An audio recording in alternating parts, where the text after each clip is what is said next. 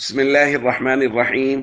عن علي رضي الله تعالى عنه أن العباس رضي الله تعالى عنه سأل النبي صلى الله عليه وسلم في تعجيل صدقته قبل أن تحل فرخص له في ذلك. رواہ ابو داؤد۔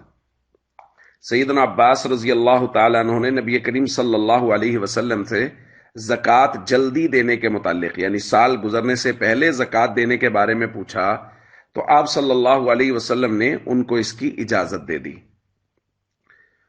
دوستو، ضابطہ یہ ہے کہ کوئی آدمی جس اسلامی تاریخ کو صاحب نصاب ہوا ہے اس کو چاہیے کہ وہ اس تاریخ کو نوٹ کرے، جیسا کہ ہم پہلے بات کر چکے ہیں، اور اگلے سال اسی تاریخ کو اس پر زکوٰۃ دینا لازم ہوگا۔ اس سے پہلے نہیں، سال گزرنے کے بعد زکوٰۃ دینا لازم ہوگا۔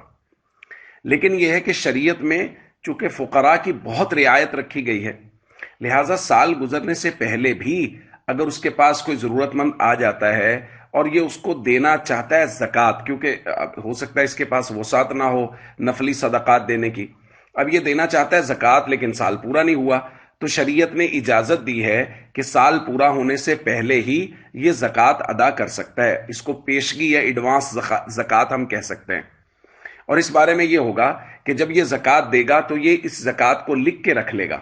مثال کے طور پہ کوئی آدمی یکم رمضان کو صاحب نصاب ہوا، اب اگلے یکم رمضان کو اس کو زکوٰۃ دینا لازم ہوگا، لیکن اگلے یکم رمضان سے پہلے اس کے پاس کوئی ضرورت مند آ گیا تو اب اس ضرورت مند کی ضرورت زکوٰۃ کی مد میں پوری کر دے، یعنی زکوٰۃ کی نیت کر کے اس کو پیسے دے دے۔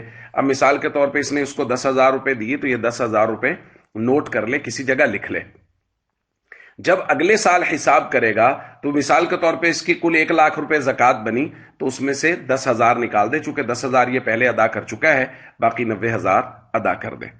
تو آپ دیکھیے کس قدر خوبصورتی ہے دین اسلام کی کہ فقراء کی اس قدر رعایت کی گئی ہے کہ اگر زکوٰۃ پر سال پورا ہونے سے پہلے بھی فقیر آ جائے تو اس کو خالی ہاتھ نہ لوٹایا جائے۔ اگر صدقات نافلہ کی گنجائش نہیں ہے تو پھر زکوٰۃ اور صدقات واجبہ میں سے اس کا تعاون پیشگی کیا جا سکتا ہے۔